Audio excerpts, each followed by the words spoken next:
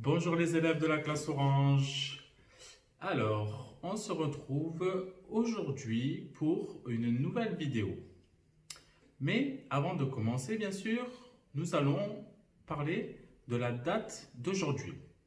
Quel jour sommes-nous? Je vous donne un indice. Hier, nous étions lundi. Donc, aujourd'hui, nous sommes... Allez, un autre indice.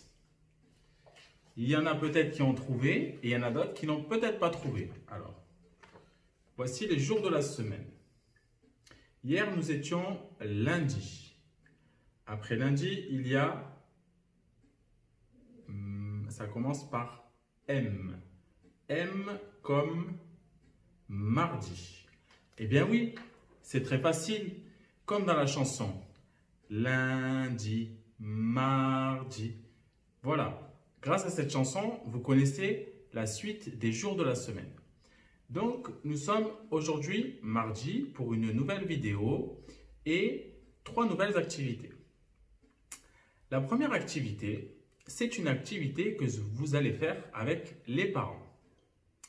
J'ai envoyé une histoire à lire aux parents. Mais avant de lire cette histoire, il faudra faire comme on fait à l'école, apprendre des mots et les mettre dans sa mémoire.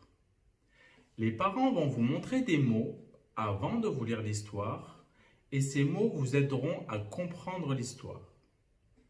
Ces mots seront accompagnés d'images et vous pourrez ainsi mieux les mettre dans votre mémoire. Voici pour l'activité en lecture.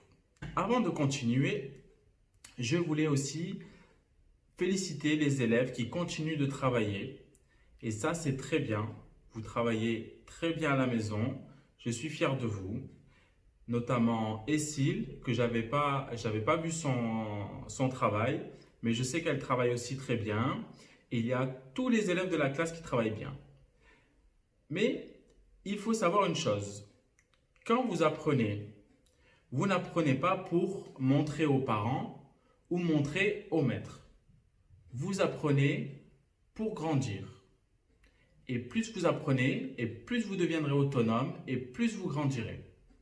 Et si vous apprenez, c'est pour vous, même si les parents, les professeurs comme Maître Thomas vous félicitent.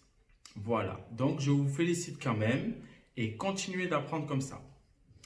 La deuxième activité de la journée, c'est une activité où il va falloir compter.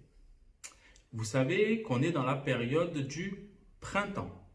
Vous avez appris ce qu'est le printemps. Et pendant le printemps, il y a Pâques. Je ne sais pas si vous savez, mais à Pâques, il y a une tradition qui veut qu'on recherche les œufs, soit dans un jardin, soit dans un endroit, n'importe lequel.